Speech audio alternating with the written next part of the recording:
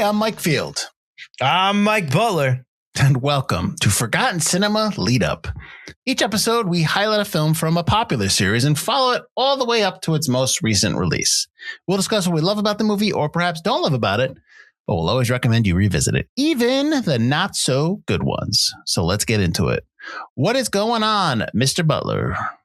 Nothing much. I'm all right, except, I've gotten a call from my sister who lives in Woodsboro, a town I thought I'd left behind.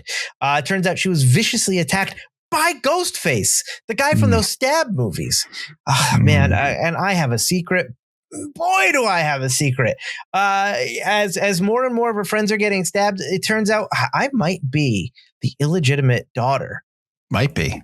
Of Billy Loomis, of all people. So I'm definitely part of this. There's a reason my sister was stabbed.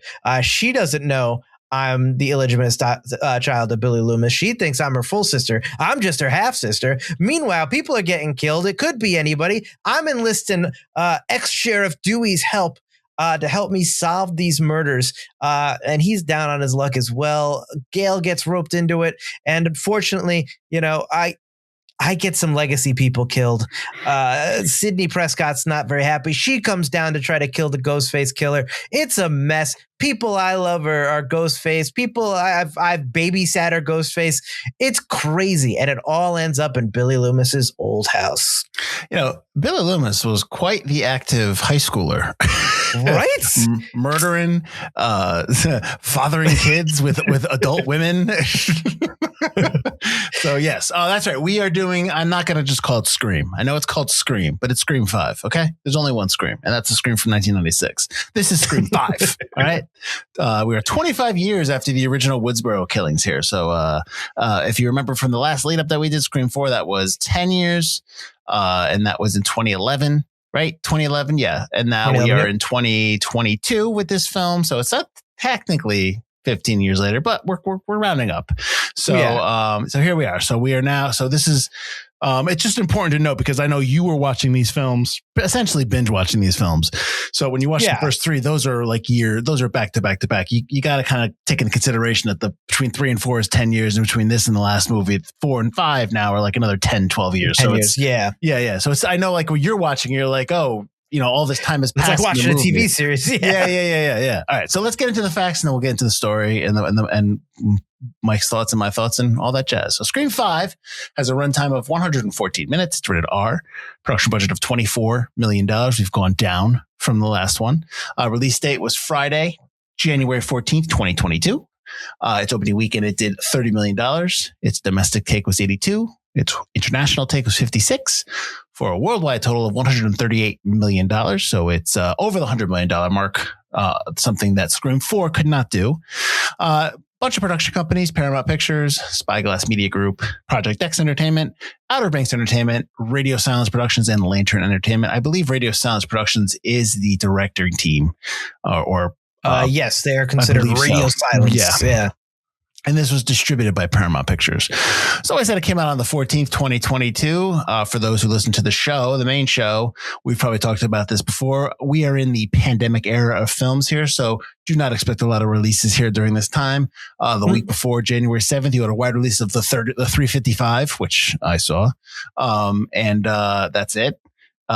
When this movie came out, there is no wide releases, so it's just Scream 5 for this weekend. Wow. And I know. And the weekend after, the 21st, you had wide releases of The King's Daughter and Redeeming Love. Forgettable. So, the box office is not, well, it still has yet to recover, even though people keep telling you it's recovered, but it has not. It is definitely not in full swing here at all. So we. I thought Tenet saved theaters. Yeah, I thought Tenet saved theaters. Yeah. No, it didn't, Chris. All right. So this film, we have new directors, obviously, because Wes Craven has passed away in 2015, as we've talked about before. So this is a new era of filmmaking of the Scream franchise. It's a directing duo of Matt Bettinelli-Olpin and Tyler Gillett or Gillett. I'm not sure how you pronounce that. I probably should have looked it up because I didn't do my due diligence, but hey, busy man. They have directed Ready or Not, and they actually have directed the Ready or Not sequel, Ready or Not, Here I Come. They did Abigail, Devil's Due. They do the upcoming Scream 6, and they're doing Butler. Did you know that they are doing The Mummy 4? I did know that. I read that a few days ago. I was like, all right. The wife and I watched, she had not seen it, but we watched Ready or Not this weekend with Penelope. So we kind of got into that a little bit. So that was fun to go back to and watch again, which I like that movie. I like the first one. So are you ready or not? Oh, I'm ready for the second one. Sequel. I mean, it's got Buffy Summers in it, so of course I'm ready. Let's go. Buffy's a bag. I'm interested. Written by James Vanderbilt and Guy Busick. Vanderbilt has done Zodiac, Fountain of Youth, The Rundown, and Busick has done Final Destination, Bloodlines, and the TV show Castle Rock. I believe he did this part of the second season. I'm not sure if he did the full season, but he was part of the second season, which is actually the season I like. Cinematographer was Brett Jukowitz, who's done The Black Phone and Ready or Not. Composer was Brian Tyler, who's done a lot of the episodes for TV show Yellowstone. He's also done the movie Escape Room. Edited by Michael Aller for Shazam and The Nun. Let's go to our cast. We have obviously a returning three that have been in the last four films that we've covered: Neve Campbell, Courtney Cox, and David Arquette. Obviously, as Sidney Prescott, Gail Weathers, and Dewey Riley. Now he's not a deputy and he's not a sheriff in this one, so he's just Dewey Riley. And then we have our new cast. Melissa Barrera, as Sam Carpenter. This is the person that Mike was portraying in his opening from In the Heights. Abigail, she's also in the TV show The Copenhagen Test. Jack Quaid as Richie Kirsch. Kirsch is Sam's boyfriend who comes with her to Woodsboro. He's in the TV show The Boys, the movie The Companion, not The Companion. Mikey Madison as Amber Freeman. She is a friend of Tara. So when Sam comes back, she's visiting her sister Tara. These friends are Tara's friends, and Sam babysat for some of them, as Butler said in the beginning. So she is Madison is in Honor, where she won an Oscar. She also Once Upon a Time in Hollywood. Jenna Ortega as Tara Carpenter, the sister, the TV show Wednesday, and the movie Death of a Unicorn, and of course Beetlejuice. The movie we did. There you go. That's why I paused. Dylan Minnette as Wes Hicks. He's in the Friends group. He's also the son of Sheriff Judy Hicks, which we'll get to later. Obviously, you remember her from Scream 4. He is in, Goosebumps and Let Me In. He's the jerk off and Let Me In. He's the kid that gets the bad kid. Yep. Yeah. Which the American version. Yeah. What it's called, Let Me In. The American version is Let Me In, right? Yeah. Let Me In. Let the right one in is the version we did, which we covered on our Forgotten Horror. There you go. If that's what you were waiting for me to do. I was. Okay. Jasmine Savoy Brown as Mindy Meeks Martin. She's in the TV show Yellow Jackets and the TV show Leftovers. Her brother Mason Gooding is Chad Meeks Martin, who I just realized is Cuba Gooding Jr.'s son. He's in Fall and Heart Eyes. Yeah. He is in Heart Eyes, which I recommend if you like slasher flicks. They are the daughter and son of Randy Meeks, who is Jamie Kennedy's character in the movie, of his sister, who is Heather Matarazzo, who plays Martha Meeks. And she's in it real quick. She's not in it that much. Sonia Amar as Liv. You look. Yeah. Sonia Amar as Liv McKenzie, who is the kind of girlfriend of Chad in this, Mason Gooding's character. She's in Megalopolis. Mary Shelton, I said, returns as just Sheriff Judy Hicks, from Planet Terror, Never Been Kissed. Then you had Kyle Gallner in here as Vince Schneider. He's the guy. He basically looks like the brother character in Stranger Things, like the jerk off in Stranger Things. So the brother, but if he was more of a drunken alcoholic loser, right. And if you've seen Strange Darling, which I've seen, he's in that. He's also in Smile, and that's it. And then of course Roger Jackson is back as the voice, and we've talked about Billy Loomis. Skeet Ulrich is back as the ghost of Billy Loomis in the crazy head of Sam Carpenter. So he has returned. And then if you missed her, there's a bunch of different cameos in this, but the biggest one is Drew Barrymore is the voice of the principal at the beginning of the movie. You can hear her telling everybody that school's canceled. Cool. So that's about it. Okay, so that's the cast. If you've been following along, this is Mike's first introduction to the Scream franchise. We are now into the movies that he has not seen. And these are the films that, I've talked about how I've liked the first four. I do like all the films in the franchise, but there's definitely some things we can talk about in this film. I'm going to ask two questions. Well, I had one question. I totally forgot it, Butler, but I'll ask two questions. I'll ask the first question. Okay. Did you know who it was? Did you know who the killers were? Did you guess correctly? I knew. You've been doing that. Spoiler, because we spoil these films. This is a movie discussion, not reviews. I knew about Jack Quaid beforehand, just like I knew Dewey gets it in this film. So that was kind of spoiled for me. I didn't know who the second killer was, but I did get it pretty quick. Because now, did you get it pretty quick because of the movie, or did you get it pretty quick because she won an Oscar? Because she goes on to have a good. Oh, I know she was an Oscar winner, but no. I got it because she's kind of a psycho bitch, and the way that Dewey looks at her, not Dewey, is that his name in The Boys? Is he a Dewey in The Boys? No, Jack Quaid's character. I can't remember his character's name in The Boys. I'm gonna have to look it up because I should know what I watched the show so many times. I watched it twice because we watched it with Jody. Oh, that's right. Huey. He's Huey. Huey. Okay, different. Yeah. Okay. There was like a moment where two of them look at each other, and it's just kind of like and I'm just like, I think that that's the other killer. And then when they're in the hospital and it looks like Dewey kills the other Ghostface, Jack Quaid's he's just like, oh no, like he's all sad about it. And I'm like, then I think Ghostface is a girl. So then I was like, it's gotta be Amber. Then I'm pretty sure it's Amber. But so while I got it, it's kind of a cheat because I knew about Jack Quaid that it kind of led me into knowing it was Amber. So that was kind of a cheat, but I did kind of get one of them. One of the things that I noticed in this watch that I had not picked up on before, and I didn't find it in the notes or anything like that, like they were actively saying this, but we talk about from Scream 3 how they retcon who killed Maureen Prescott, that it was the brother was the Scott Foley character, Roman, who taught Billy and Stu how to do it. Like but in this film, they don't say that. They say, even Sydney's like, Billy Loomis, she calls him a murderer. They just all refer to them as being the two killers in the original. So they don't ever say the Roman Bridger stuff. They don't. So I'm curious if you think that was kind of ignored it too. Yeah. So I'm wondering is this they ignoring the events of Scream 3, or what do you think's going on here? I think they're just kind of ignoring it. I don't think they're saying they don't exist because I'm pretty sure a couple of these characters are popping up in Scream 7. So I don't even think Kevin Williamson wants to ignore all the films. But I think that we talk about how dumb it is that it's Roman. Like I like the twist that it's her half brother, but like I have issues on who it is. You can kind of skirt by that kind of weak sauce twist and just say it's still Billy Loomis, because Billy Loomis is still involved in those murders. Stu is still involved. They're still the ones that killed everybody else. So it's still kind of like they did all the killings, and Roman's just kind of in the background. He kind of painted himself by having his proteges. He painted himself into obscurity. Okay. So I'm not too upset about it. So let's start in the beginning of the movie, because Scream is mostly, a lot of it's known for its opening scenes. What did you think of the opening with Tara? The fact that she survives, the fact that she's the impetus to get Sam back. What did you think of that opening? I thought it was great. I thought it was really tense. I think they did a really good job with it. She's trying to get away. It's very akin to the first film, where it's just like, oh wow, what's going to happen? And obviously, I know that she's in Scream 6, Jenna Ortega.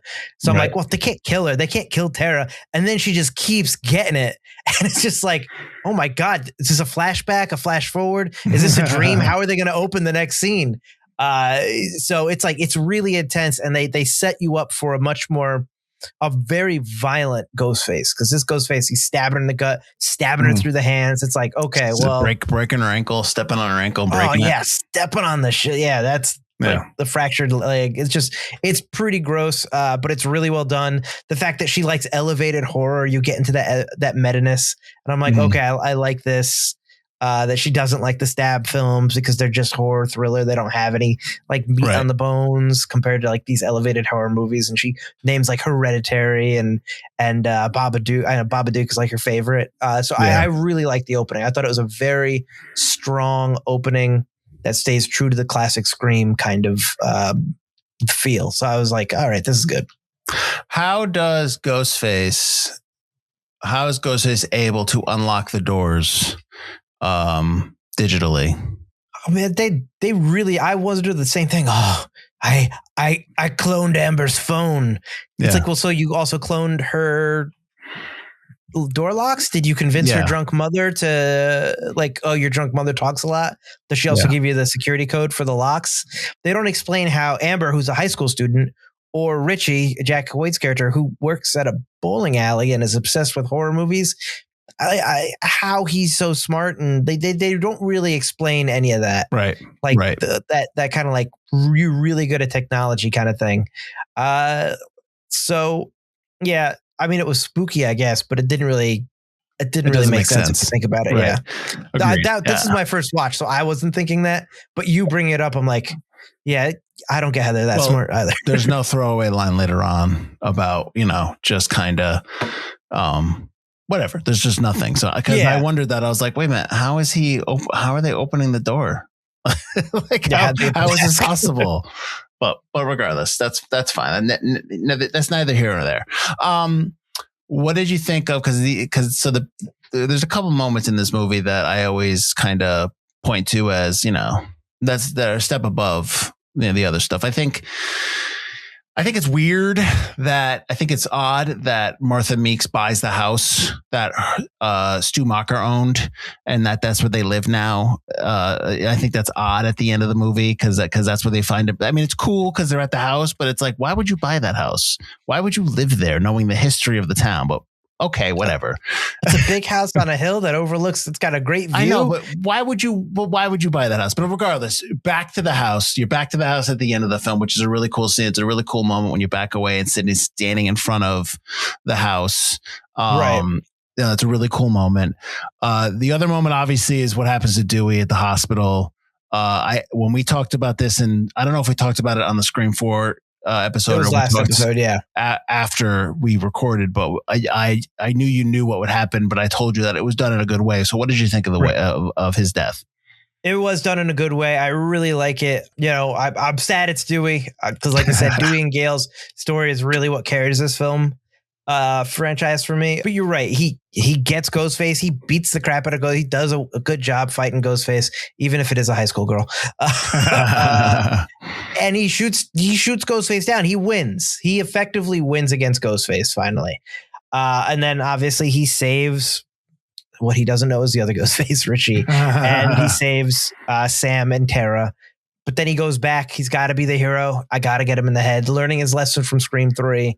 Reloads, and he's just gets distracted by his cell phone ringing and gets it. But I love that Ghostface needs to stab him with 2 blades. He gets a special kill that the other people don't get. And that Ghostface recognizes, which I really like and is a meta moment. Amber realizes what an honor it is to kill a legacy character and says it to Dewey. This is an honor. And I kind of like that. It's recognized by both the film and your killer about like, this is not just any character. This is Dewey you're killing right here. So you're right. It was done in a really, I really thought it was done in like a respectful way to murder someone. It was done really well. And I was sad Dewey got it. And I was sad when Gail saw his body. I was like, that's upsetting in a horror movie. You don't usually get the feels a little bit. But that just speaks to this movie franchise is that how powerful that relationship is. And you don't get that in other horror films. And that's part of what makes Scream special. But I thought Dewey's death was well earned and it was good. The fact that you have the with the exception of the next film, but the fact that you have the characters from the first film still coming back, still like that story is still present throughout up into this film is you're right, is what makes the Scream franchise the just kind of a notch above a lot of the other ones. Yeah. They still kind of, there's a reverence to the older films and throughout these movies that is not forgotten by a lot of these people, like especially the new directors. Like Neve Campbell didn't want to be in the movie. They sent her, one of my notes is that they sent her a handwritten letter saying how important Scream was to them, how that helped them. They love Wes Craven and how they kind of inspired them in their careers. So that's why she agreed to do the film. So you have people involved behind the scenes that generally have an affinity towards the series, the original, like we talk about right when we're talking in movies. And I know you always bring up Star Trek and was it Nemesis, where you have people who just didn't like the show that were doing the movie, like you hated that, like, hated the show, and like why are you doing the final movie for these characters? Yeah, exactly. So that's always disappointing to hear. So with this so far, we have not had that issue with these first 5 films. What did you think? So with this movie too, because they're doing a lot of, I don't want to say callbacks, because I don't think they're necessarily doing things for reference sake with certain shots. Yeah. But like the characters of the brother and sister, who essentially the sister, is kind of the Randy character here. Like she's the kind of the one that kind of lays out, what's happening in terms of it being a requel and all that stuff. What do you think about all that? Do you think that's forced? Do you think that's a nice little wink and a nod to Randy in the original? Like, what did you think about her? Like, especially this talk, the requel stuff and all that. So I really liked Mindy. I didn't think it was forced. I mean, you have to have that movie expert. In Scream 4, it was Kirby, and Rory Culkin and his partner. They were the movie experts that you were talking to, but you can't not have, I think, a Randy type character. Even Scream 3 brought back at least that videotape from Randy laying out the law. And so Mindy she knows what's up. She has a reverence for Randy. I think good old Uncle Randy would love the fact that she's obsessed with the movie He Gets Murdered, like where he gets murdered. And like, I think that was great. She's got this nonchalant attitude about being in her own horror movie, knows all the rules. I think that's a really good wink and a nod. And she adds a nice extra layer of comedy that obviously the Scream films need. You need that kind of, at least it's got to be serious. It's a horror film, but you need that tongue-in-cheek meta-ness. And I think she does a really good job of making it her own while still kind of honoring the Randy of the whole thing. Right. And then you have that scene where she's telling Randy in the movie Stab, who's not it's not her uncle, but it's somebody playing her uncle, to turn around. Yeah. Ghostface is behind her, but Ghostface is right behind her. So that's an actual interesting. That's a good moment. Yeah. The basement moment's really good too. In the basement. Yeah. How do you know I'm not the killer? I'm not. I just want to make sure you know. Do you like the way the killers reveal themselves? I do, because like I know Amber's reveal is a little early, but then you get that moment where Amber's trying to trick Sydney and Gail. So you're in on the joke of Sydney and Gail just being like, "It's a trap." Yeah, it's a trap. And pulling the gun out, and she's like, "It's not working." That's really good. And Jack Quaid's reveal, I think, would have been more powerful if I hadn't known it. But when he just straight up stabs Sam, it's like, oof, right in the gut. And Richie is pretty likable, which is very good too, because like Scream 2, you had Wesley, who just kind of leaves the movie for most of it. Mrs. Loomis, who is an entirely different character. Scream 3 is Roman pops out of nowhere. Scream 4 is a good reveal, but I kind of guessed it. And so in this Scream, you have somebody who's very likable as a sidekick character, and someone who your main character is genuinely in love with and isn't creepy like Billy Loomis. So I thought it was a good move to just have him straight up stab her. Like it's not like a, oh, unfortunately, baby, like a toss of the gun and you're not going. It's just he straight up like shanks her, and that's a pretty good moment. Elise didn't know it. She was watching the movie with me again. She's like, oh, so it's a great reveal. So you're not spoiling it for Elise while you're watching it. You're keeping that information to yourself. I kept it to myself. Yeah. Okay. No need for her to be burdened with movie posters and people coming out of movies saying the ending before you clean them. Oh, love that. Yeah. So it sounds like you dug this film, correct? I was surprised. Yeah. Yeah, I came into it a little down because you were kind of like, oh, I set them apart and I don't really know. Like you had originally said you liked the whole franchise. And then I feel like last episode you kind of stepped back a little bit. Like my one complaint, and this is going to sound kind of shitty, is I don't think Sam is a strong actress, or maybe her dialogue isn't great. Oh, Melissa Barrera? Yeah, I just don't think she carried the film in the way that Neve Campbell or Sydney would carry the film.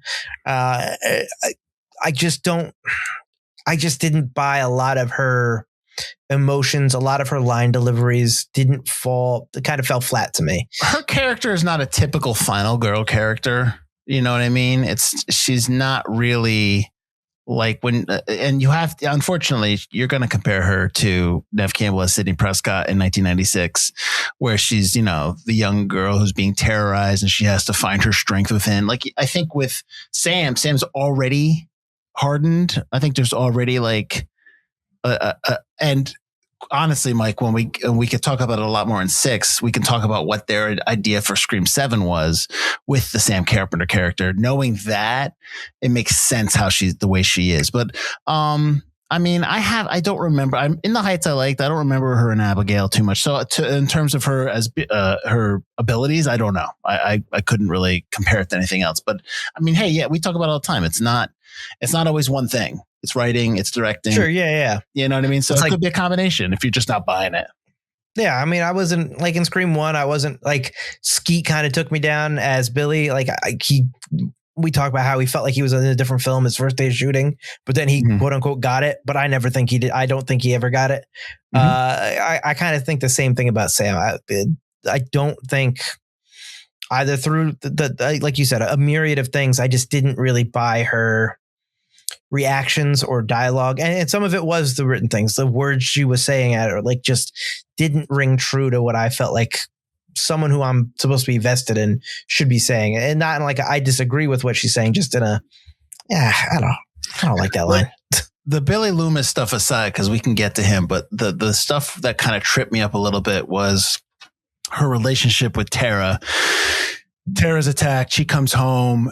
She's here and then all of a sudden it's like maybe the next scene, it's a massive fight. You're gone for 5 years. I don't see you. Like, it's just a complete, like 180 degree in terms of, I had a very tough time of getting a handle on their relationship, the history. And that might be because we're just meeting them in this movie. So it's really difficult. I'm asking for more setup with the characters, and I honestly, there's no place in the movie for it. So it's really difficult to kind of, I don't know, just not a believability, but just kind of like buy in to that fractured relationship.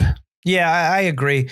I think Elise had a stronger, like overly dramatic, much or whatever she said. Like, but it's a little too opera-y. It's like soap opera-y because, like you said, there's no buildup, but you don't have time. The next scene, Ghostface is going after Sam again. You really don't have any time for like any kind of buildup. And so when you're watching it until later on, it doesn't make sense until the apology scene. Why the overreaction? And it's just like, it's because she left, blah, blah, blah. It's not because she was the half daughter of Billy Loomis or the daughter of Billy Loomis. It was just, I have the same, like, it was a little much at the beginning and it's just kind of like, Yeah. Do you think that has to do with the two actresses, that just them being young and them still trying to learn their craft? Do you think it has to do with it's just a tough ask for them to kind of, you know what I mean, bring the audience along and with such a limited amount of scenes? Yeah, that scene in general, I think, is just a tough ask. That like they're probably given the backstory. Obviously, the directors are describing why they're upset and what has happened and all this leading up. But you're only 20 minutes into the film, 25 minutes into the film. You don't know any of that yet. And so they're delivering a scene that should probably be an hour and 10 minutes into the film at 20 minutes. And it's just like, you're not there as an audience. You're just not there yet to but to understand and then invest yourself in that scene. What did you think of Billy Loomis, Skeet Ulrich's returning? What did you think about that aspect? I actually dug it. I thought it was great. While I wasn't a big fan of him in the first one, I thought it was really cool. I thought he played it really well. He was kind of, and it's very Dexter, but he was her dark passenger, Sam's dark passenger. But he was also what's keeping Sam alive. Right. I especially like the conversation in the car after they accuse her of being the murderer, when she gets everybody together after she meets Dewey. And Billy's just like, screw that. We're not leaving town. What do? When someone hits you, you go back and you get them. You're going to find him and you're going to kill that Ghostface. You're not going to be looking behind you. No daughter of mine's going to be looking behind you their whole life. And I was like, that's cool. I like that. I like that dark passenger kind of thing. It's great. but explain to me at what point she saw Billy Loomis the way he was wearing the same white shirt. Like, how does she know him that way? And they show a picture. There's a shot. Oh, it's from the middle of the murders. Yes, the freeze frame. Yes, isn't it like, I think it's when Kirsch, the boyfriend Richie, is watching something. He's watching the video and he pauses it because he's watching the podcast, and it pauses or something on a shot of Billy Loomis. And I'm like, dude, that's from the movie Scream. Like, there's no way. What camera got that? Like, it's just stuff like that. You're like, come on. I mean, technically Gail had a camera, but it was in the living room. That's the hallway shot toward the end. There was no shots of him like that. No, I know. It's straight I had the same thing. I was like, how do you get this? I mean, it's fine. Whatever. I mean, they should have just showed a shot of like Luke Wilson in the Stab movie. Like, they should have just redid that. That's what it should have been. Yeah. Yeah. Couple of things. One, throughout the 4 movies, most of the deaths, and I think we've probably talked about deaths that just don't make sense. Like, why are you killing people off? Sometimes you're killing people off in the order of that they were killed in the original, in terms of like number 3, and then a little bit in 2 when they killed the 2 people in the beginning because they have the same names. Then they veer off from that. Right. But in this film, there's a couple killings I just don't understand. One is the Vince killing outside the bar when he goes to take a piss. He has nothing to do with the tale of these people. He's Stu Macher's nephew or something like that. Is he? He's related to. They explain he's related to Stu, and they have to kill the Stu line for the reboot. That's weak. But that's weak. It's weak. It's fine. I'll buy that. It's weak. I don't really understand why we're killing Sheriff Judy Hicks in the middle of the day on her front walk. I don't. She was involved in the killing of the Ghostface in Scream 3. Like, it's so out in the open. It's all they're killing.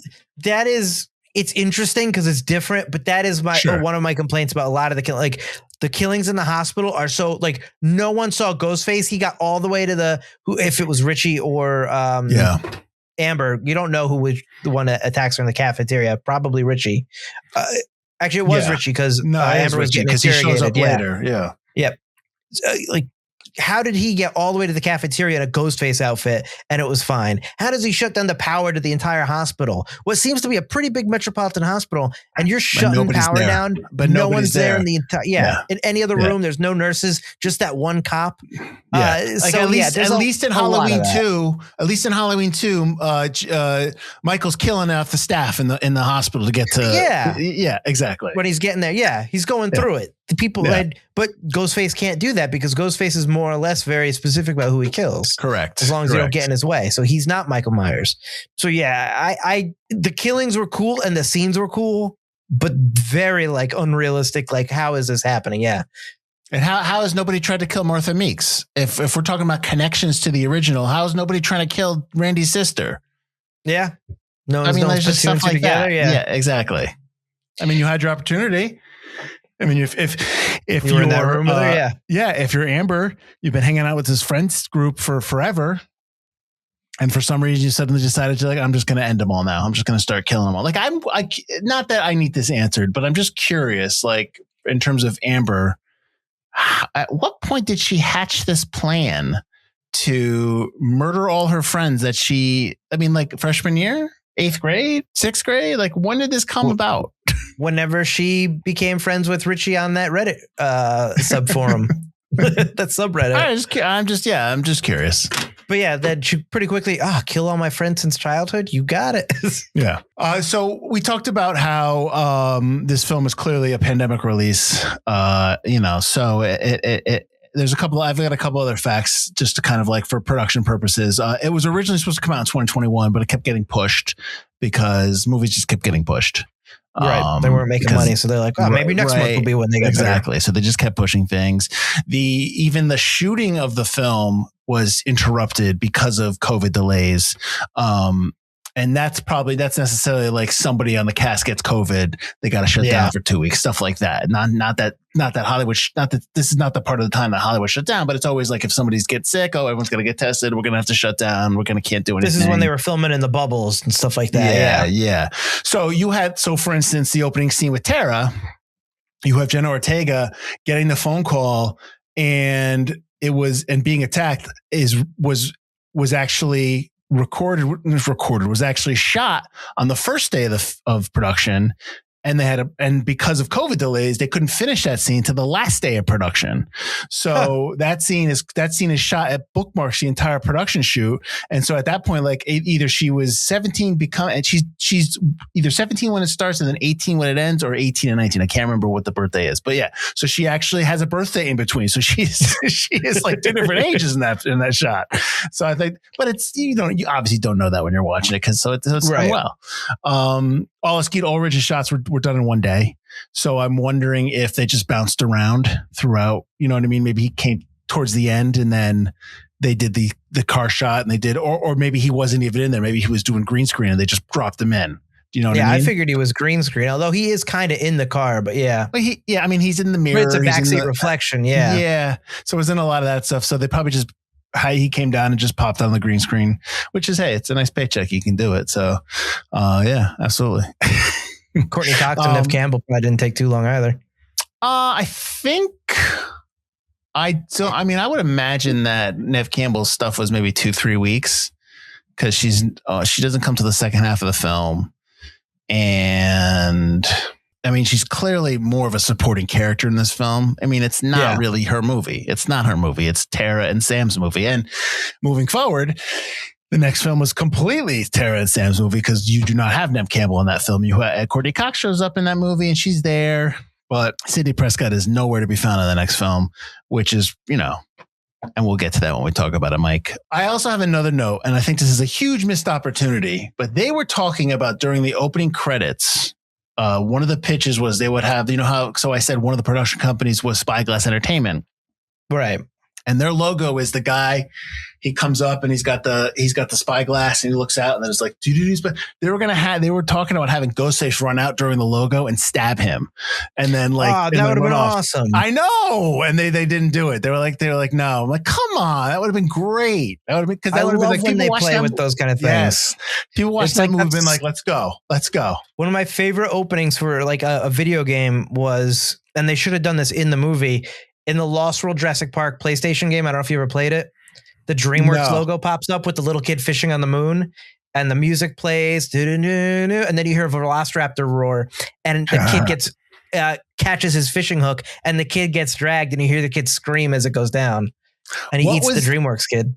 Was it Zombieland, or was it a zombie film where the Columbia logo pops up and the zombies start attacking the woman and she starts beating them down with she has to like beat them up? I think that was Zombieland. Is that good. Zombieland? Yeah. I think it's Zombieland. I mean, in our favorite IMAX opening, when they do the countdown, was the Godzilla one, which just, that was, come on. When it was the Godzilla the newer one, the first newer one. Yeah. For those who remember, if you don't remember, IMAX always has the opening where it's like 8, 7. It's like mind-blowing sound. But when we watch in Godzilla, you heard Godzilla coming. He's like, boom, boom. And then on one, when it's like IMAX, it's just Godzilla's scream and it just fills the auditorium. It's an awesome thing. It was an awesome way to open the movie, because that was like, all right, let's go Godzilla.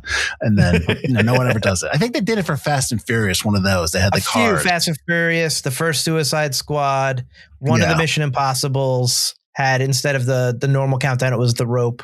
Very few movies take advantage of that. They should. It's probably more money, obviously, and I'm sure you got to get permission. You got to get your production companies to play along. But sure, any kind of opportunity to mess around with the logos is always get the audience ready to go, get the audience excited to watch the film. But missed opportunity there. So I don't have critics. Whatever. I don't have any critic stuff for you. So I don't have to get mad at any critics this time around. I'm pretty sure that was generally well received. It was. I think it kind of is like I said, we talked about the director's team of, let me get their names correct. Bettinelli and Olpin and Radio Silence. All the movies I listed, Devil's Due is good. Abigail's fun time. Ready or Not was a fun time. But regardless, this team has done. They've done well. Some decent storytelling. You got some, and I listen to all their films. I'll just toss a bunch in there. So there are other ones that they've done. So I'm looking forward to the Mummy 4 because of that, and the next Ready or Not. We'll get into Scream 6 next week. But yeah. So generally, I'm assuming you like this film. Elise like this film. Does she in? I think she liked this film, but yes. I don't think she liked it that much. Okay. She was kind of dozing in and out. She wasn't as invested. I had to do a little bit of poking, like, hey. On the other Screams, I really didn't have to do that. I did like this film. I came in expecting not a lot after your reaction from yesterday, but I actually do. I like this film quite a bit. I thought this film was pretty good. Well, next week we're doing Ghostface Takes Manhattan as everyone's in New York now, and with his dirty cracked mask. Yeah, yes, yeah, and like so that I'm trying to remember scenes from there. Same stuff, same meta kind of stuff. It's a little darker because it's New York, just in terms of. No, it's a little. It's just as violent. So you'll. I think we'll see what happens. But I'm gonna venture a guess that you like this better than 4. Does it do a good job? I think I do like this better than 4. I think I do. Does it do a good job of continuing the Sidney Prescott story? Does it do a good job of building upon what we've seen in the last 4 for you? I don't know if it builds upon. I don't know what you feel about it, but I don't think it builds upon Sidney's story, but I think it builds upon the story of Woodsboro. That continues the Loomis storyline. Woodsboro is almost a character in itself, and it's haunted by these murders. Scream 3 aside, that took place somewhere else, and Scream 2, I guess the college wasn't necessarily in Woodsboro, but people from Woodsboro were paying for the crimes. I think that it does a good job of continuing on that legacy, the legacy of Billy Loomis. Like, now his daughter's a victim, but that still haunts her. He still haunts her. It all kind of revolves around that. Yes, Sidney's involved, but they're no longer going after Sidney. But they're still continuing on this sick game of who's the killer. And I think that they do a pretty good job of, maybe better than Scream 4, of trying to introduce new players. And maybe Scream 4's detriment was trying to still make it Sidney's story, when it should have gone a little bit more to the new players. And I think this movie does maybe a little bit better than that. Though I do like the original idea of like Jill becoming the main character in the next 2 still, but that's not how it happened. What are your thoughts on how it does that? The movie in and of itself, Scream 5, it's a fun time. It's got some cool stuff, some cool deaths. I mean, there's some toss away characters like the Vince character, and then even the Liv character, Chad's girlfriend. She just kind of like is there, and then she just gets shot in the head. She's there as like a red herring. Yeah. So, but when you talk about this film in terms of its relation to the first 4 that we have, this idea of who Billy Loomis was from the first film to this film, it keeps changing. Let's give the benefit of the doubt that he's 18 in the last one. Okay. Cause he's a senior. Okay. So let's just say he's 17 going on 18, or he's 18. Right. You know, he's masterminded the whole stuff that happened in Scream, but then we find out, no, he didn't. He was too scared to do it. So he was just being told by Roman to do it. And Roman showed him how to kill everything. But also, oh, by the way, he's fathering a child because he's having an extramarital affair. I don't know about you, Mike, but at 17, 18, I don't know what the hell I was doing. I wasn't like this. I didn't have my shit together. So like you're just not diabolical enough, man. Apparently, the idea that the 45-year-old brain inside the 17-year-old body of Billy Loomis, it's just a little. It starts getting a little bit like, oh boy. But again, when you sign up for the ride of Scream, there is a suspension of disbelief that you have to go through. So on one hand, I'm willing to have that suspension of disbelief. Okay, that's fine. Okay, I get that. I'm down with it. I'm down with Billy doing this. Okay, I'm down with that. But when I take a step back and I think about it, I'm just like, wow, like we are assuming an awful lot here about what, you know. So, but yeah. So in terms of this film, I do agree with you about the Sam and Tara relationship, which I think gets improved upon in the next film. And they're trying to do something here that is tough, because you're trying to essentially change main characters midway through a series. Sure. You know, and you're also trying to do it with the other main character in the movie. Kind of almost like, I don't want to say passing the torch, but because everybody always assumes that, but like in some regard, you're trying to, and they're trying to tell a different story. They're trying to keep moving forward. it stinks a little bit of, Rey Skywalker really being a Palpatine's daughter, an heir of Palpatine. It's just a little bit like that, which I don't think that's a direct, because I don't think let's copy this. I just think that all these people in Hollywood, they all know each other. Then all the stories that are filtered around, these are all things that they just kind of through osmosis, everyone starts thinking the same thing. So I think that's kind of where it seeps in, where you talk about where you don't like how we've maybe the last 5-10 years we've had this subgenre in Hollywood where you're trying to justify the means of the villain. So you're having villain stories, but they're oh, they weren't always villains. No, they're actually heroes. Yeah, exactly. So this is now what we're doing. This is what we just keep doing now instead of just writing new stories. But anyways, regardless of that, so they are trying to do something a little different here. So the next film does a better job of what's lacking in this film, I think, which is primarily the Sam and Tara stuff, their relationship, the relationship. There's other characters that carry forward from this film to the next film. So their relationships are deepened. You learn a little and you kind of, there's a more of an at ease when you step into Scream 6 coming from 5 because you've had a movie with these people, with these characters. Whereas Scream 4 to 5, we're now being asked to a whole new slew of characters. The Scream 4 characters are gone. We're now being asked to buy in on these new characters. So I think there's a little bit of a shock to the system just to kind of get up to speed. I think it fails in some aspect, like we talked about between Sam and Tara, just because you don't have enough time. But I really think that's the only part that's of what I'm saying right now is the only part where it kind of falters a little bit. I think everything else is done well. I think the deaths are done well. The killers and all that stuff. The reason why they're doing this, they're just pretty much big fans of the stab films and they're trying to bring back the type of horror that they love, I guess. They're just trying to reinvent the movies. So I what Scream does a really good job of is every movie, whatever the theme, whatever the killers are trying to do with the theme, it's always very topical. And it's always very what's going on in horror at the time, which I can always appreciate. Yes. You know what I mean? It's called toxic fandom. How can it be toxic? We just love it so much. Yeah. They just really kind of have their finger on the pulse of that. So I'm always thankful for that. I've seen the other movies probably more than I've seen this and then the next one. So I don't have that, that history with it. So I'm curious because I watched this one.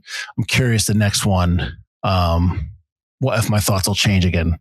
But again, I like them all because I like Scream. And I'm actually really happy that you are buying into the Scream franchise. And I forgot that you never really kind of were into it before. Oh yeah, I'm all in on this. Ghostface, as long as Scream 6 and 7 stick the landing, Ghostface is going to be pretty tops now. This is going to be a probably yearly thing for around Halloween now. This is going to get added to the repertoire. I'm really digging Scream, and I think I like it for a lot of the reasons. I mean, we'll probably do a wrap up thing at the end of either our Scream 6 or Scream 7 episodes, but I'm really digging. I think a lot of the things you dig about it, the meta-ness, that's commentary on films, especially the horror genre at the time, and that whodunit kind of aspect is something that a lot of horror films just don't do because the killers in every horror film. It's Jason, it's Michael, it's Freddy Krueger, it's this or that, or Dracula or the Wolfman, or it's always you know who it is, or it's the same guy coming back for the sequel. And it's a really cool aspect of this series that it's kind of unique. And I'm really digging it.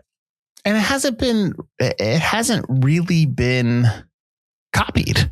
I mean, I know even Urban Legend, I think is probably the one that kind of did that. But I Know What You Did Last Summer. No, they were who is it? But it was just basically, it was either the dude or the father. It wasn't anybody in the circle of the group. It wasn't Ryan Felipe just killing people. Right. Yeah. You know what I mean? So it's not like a Murder on the Orient Express where you're pointing your finger at everybody around you. Yeah. So I'm very surprised that it hasn't been copied more because it's successful. It's people generally seem to like it. And obviously with the pre-sales for Scream 7, there's a thirst for it. So, which is great to see. So anyways, that's all I got. But if I forgot to bring something up, let me know. Let me hear it. Oh, the only thing I bring up is that I like that in this film, we see that Sydney's got kids. We learn she's got more than one kid. Because this whole time thinking, where's her kids coming from in Scream in Scream 7. I was right. we haven't talked about her having any kids. And they mentioned the name Mark, her husband, and we don't meet Mark. But in the new movie, Joel McHale's going to play Mark. So I like that Kevin Williamson isn't ignoring completely what has been established by Radio Silence and the writers of this film. He's carrying on a lot of this stuff. He's not going, man, screw you guys. This is my series. I don't care what you did. He's not being that petty. So I kind of like that. He produced this one. He executive produced this one. Oh, did he? I just saw that it was inspired by characters. Okay. No, he's always been involved. But the other thing too, Mike, is I don't know if it's the Mark from Scream 3 or it's a different Mark. Is this supposed to be Patrick Dempsey's character? Because he's Mark. That's his name in Scream 3. So I didn't even think about that. And he's the one that's hey, come and watch the movie. Right. Is it a different guy or is it just Joel McHale playing that character? So I hope it's a different guy named Mark. Because why just get Patrick Dempsey back if that's the case? Well, maybe he didn't want to do it. Maybe he's just like, nah, I'm good. But yeah, so that'll be interesting to see. Yeah, but why come back to Woodsboro? But whatever. Why move back? What are you doing? But all right, that's fine. Yeah, no, that'll be good. I'm looking forward to it, and obviously I'm looking forward to the next lead up. So why don't you let everyone know where they can find us? You can find us at ForgottenCinemaPodcast.com or wherever you get your podcasts or shows you're watching, listening to us right now. Why don't you rate, subscribe, comment? What do you think of these new Radio Silence Scream films?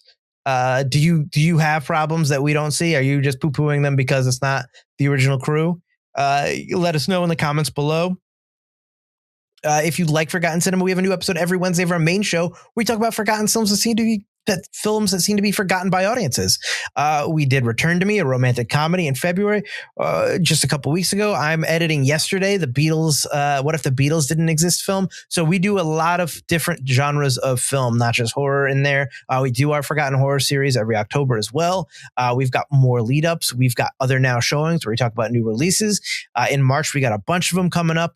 So check out all those. If you want to join our Patreon for just $3, a cup of coffee every month, you can get our exclusive look back series where we look back at popular films. We've done a couple of horror franchises, so check those out. You could see those on our Patreon. Merch discounts, you get our Patreon chat room, and you just get to keep up. Even if you want to join for free the Patreon, you keep up with everything we're doing is all up on that Patreon. So check that out, and check out our merch store. I just thought of something, Mike. When we did Aliens, we did the Alien Earth series. Do we have to do the Scream series, the Scream TV show? I was thinking that too, and I really don't want to because it's an MTV show and it just looks really bad. I've never seen it. I watched a couple of trailers and I was just like, I don't know. And Ghostface doesn't look like Ghostface in the first two seasons. Because they don't have the rights to the mask. So for this film, they had to get the rights. Fun World owns the rights to the original Ghostface mask, so they had to secure the rights. That's who I bought this mask from. They own the rights to that. So they had to get the rights to use it. So yeah. Which maybe did they own the mask originally? Is it not from the movie? Is it like, hey, we made a costume and they took it? That's the face, which is the plot of but it's also from the painting, the Scream. That's pretty much what that's. Oh, it is. It is. Yeah. I don't know. I mean, maybe in the next one, that's why it's all cracked and everything because they kind of changed it. They messed with it a little bit. I don't know. Interesting. I mean, I know in the third season of the show, it's this mask. So they must, yeah. I mean, if you're Fun World, why would you not have them pay you for the rights? I mean, come on. Yeah. I mean, the more times you see the mask, the more masks you're going to sell. Exactly. As long as Ghostface is relevant, you're going to sell more costumes. Yeah. Yep. So again, I don't thank you. Join us next week for the next lead up and then to our now showing, as Mike said. As always, thank you for watching. Thank you for listening. I'm Mike Field. I'm Mike Butler. This has been Forgotten Cinema Lead Up, Scream 5. Not Scream, Scream 5. 5. That guy. Yes, right behind Mike's shoulder, if you're watching this and not listening.